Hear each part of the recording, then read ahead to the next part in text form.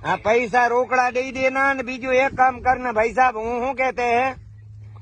व्यवहार हूँ होएगा नहीं होएगा तो मारा छोकरा ने जलवी देना जे तमारी छूटड़ा देते ही અને બીજા એક કામ કરના પડેગા મારી વાત સાંભળ ને એક કામ કરના પડેગા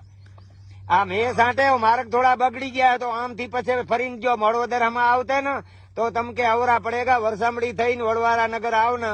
અને અમારા વાળાની બાજુમાં હનુમાનજી કા મંદિર હે